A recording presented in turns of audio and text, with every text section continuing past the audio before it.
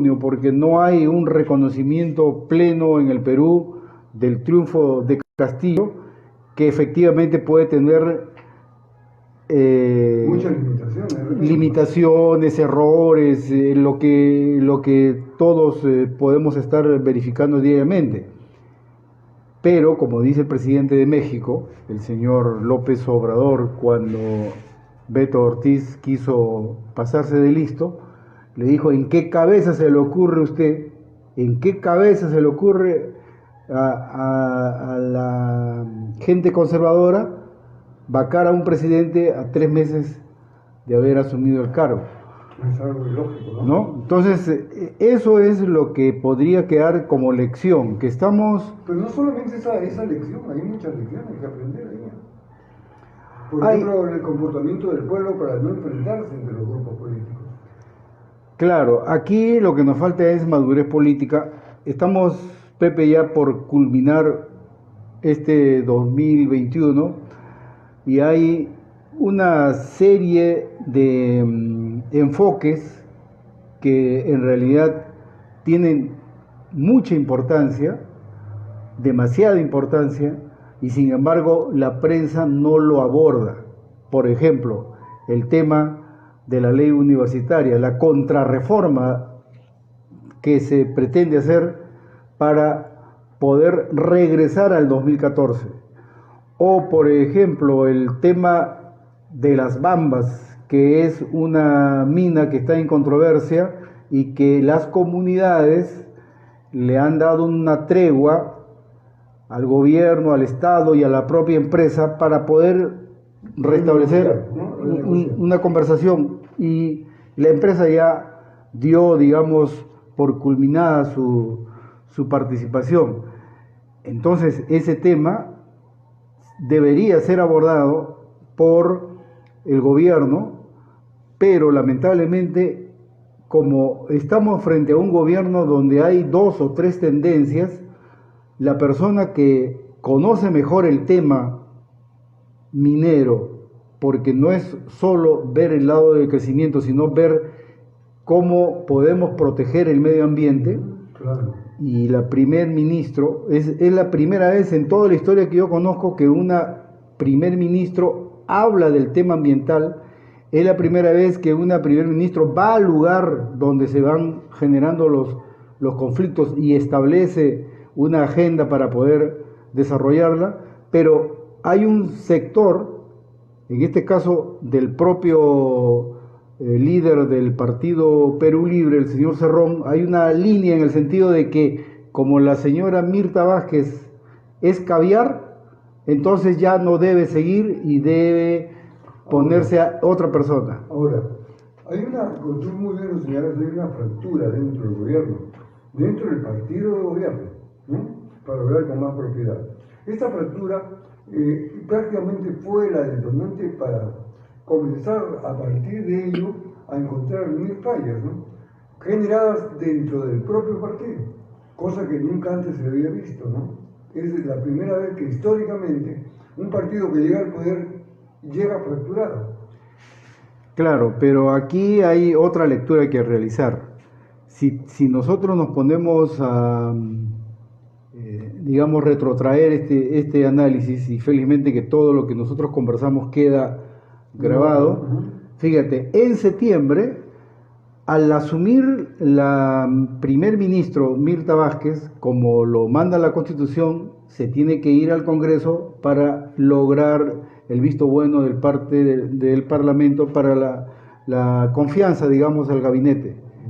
En ese momento, recordemos que Cerrón ordenó a su bancada para que no apoyaran, para que no le dieran el voto de confianza a Mirta Vázquez. Y a pesar de eso, se logró la confianza y Mirta Vázquez sigue este momento de primer ministro. ¿Qué quiere decir esto? Que en septiembre el presidente de la República se quedó sin bancada propia, digamos, pero ya la bancada en realidad tenía dos partes, ¿no? Una de los que son magisteriales y otra que tienen la tendencia a Vladimiro Cerrón.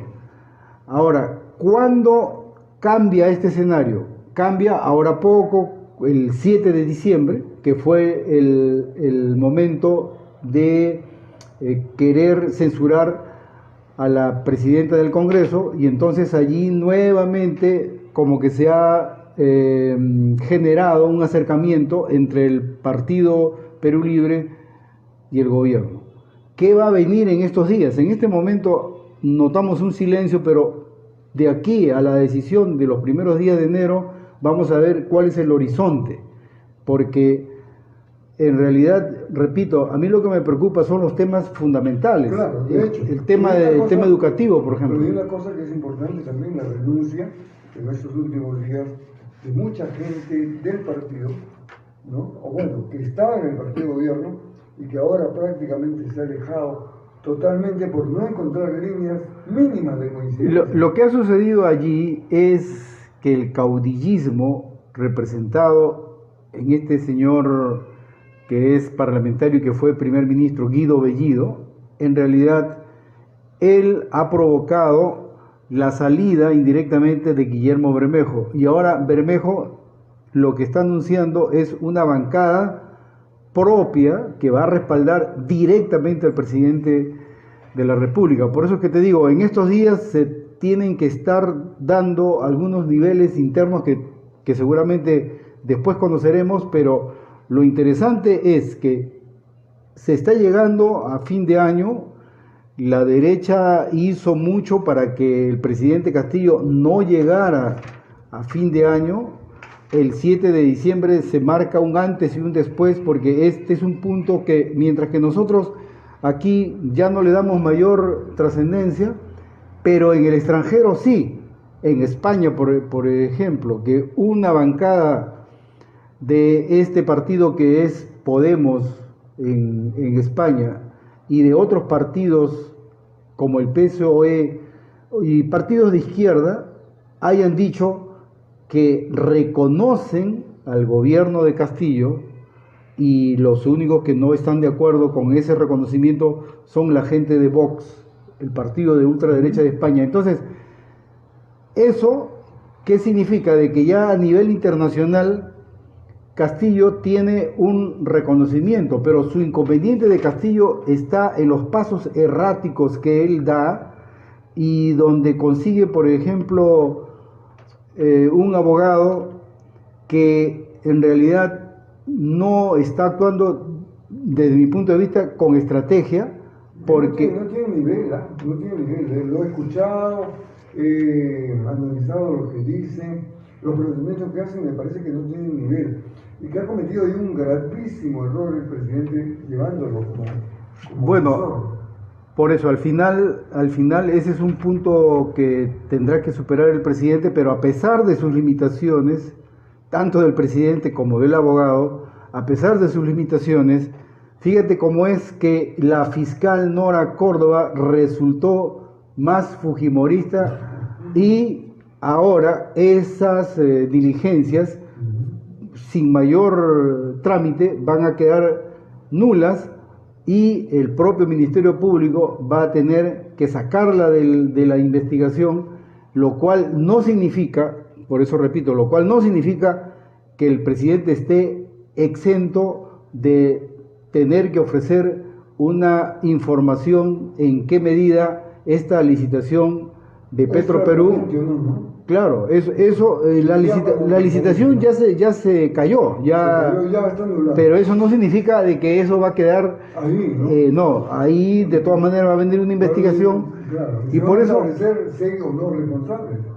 Claro, el tema aquí es que ya varios han entrado a tallar en el tema, empezando por la propia fiscal de la Nación, la presidenta del Tribunal Constitucional, que en un momento se dedicó a aclarar el panorama de la vacancia presidencial, pero como ahora ya está terminando su papel como presidenta del Tribunal Constitucional, ha dicho, y eso lo está capitalizando muy bien la prensa de Lima, ha dicho, pero ¿por qué tanto hablan ustedes de la vacancia cuando hay otros artículos donde se podría inhabilitar al presidente? Pero eso digamos, claro, ella domina el tema constitucional, pero la mayoría de nosotros no leemos la Constitución. Pero esa presunta inhabilitación, desde mi punto de vista, no es tan sencilla en la medida que de todas maneras se tendría que hacer un proceso penal. Pero la propia Constitución te dice que yo no te puedo acusar si tú eres presidente hasta que termines tu mandato. Así que yo creo que más que todo hay protagonismo, en este caso de la propia doctora Ledesma. Pero hay una cosa que es real, ¿no? Nuestra Constitución tiene grandes vacíos. Tiene muchos vacíos. Tiene demasiados vacíos que permiten que entre esos espacios, ¿no?, se pueda manipular. Porque si estuviera bien armada, bien constituida, como debe ser una constitución, no debería pasar estas cosas. Y van a seguir pasando mientras que no vayamos a una asamblea constituyente. Y en este tema también el Congreso, en vez de aclarar el escenario, lo complica más. Claro, entonces... Hay otra verdad, Lucho. Cada día estoy más convencido que quienes deberían ser legisladores básicamente deberían ser abogados, y abogados de talla, porque hay muchos elementos, hay mucha gente que no sabe ni de lo que están hablando, están pero más perdidos que Adán en el paraíso. Sí, pero mira, dentro de los abogados también hay una situación, digamos, real. Mira, todo el que estudia Derecho casi siempre sale o con la mira de convertirse en magistrado o la mira de ser congresista. También podría ser, pero ya es más difícil, ¿no? Porque en el partido, pues, para participar en el caso de Ica son 4, ¿no? Y casi no hay abogados. Claro, pero a lo que yo voy es que los abogados agarran especialidades más inmediatas y que le van a generar ingresos también inmediatos. Me refiero, por ejemplo, penal. Pero el tema constitucional es mucho más difícil. Mucho más avanzado, mucho más complicado. Porque mira, en todo el Perú, ¿cuántos constitucionalistas? Si tú cuentas los dedos de la mano, te quedas corto. ¿Por qué? Porque son generalmente los que han sido magistrados y que por lo tanto obligatoriamente han tenido que estudiar la Constitución. Entonces lo que tú dices es cierto, hay vacíos, yo diría, además de los vacíos hay contradicciones, pero aquí lo que manda en el Perú es lo cuantitativo. Si tú tienes mayoría parlamentaria, aunque no tengas razón, tú puedes utilizar esa mayoría parlamentaria. Y por eso es que yo digo... Y hay muchas cosas, decisiones que se dan contra la razón. Este tema, por ejemplo, de que le recortes a la ciudadanía la posibilidad de que vayamos a un referéndum. Eso es algo pues absolutamente arbitrario. Es decir, nos convertiríamos en el primer país del mundo en que le quitamos a la colectividad la posibilidad de ir a un referéndum. Bueno, vamos a hacer una breve pausa comercial de la emisora. Estamos con Luis Aquique Hernández, periodista profesional colegiado y opinólogo y comentarista político nacional e internacional. Vamos a la pequeña pausa y regresamos. Vale, ¿no?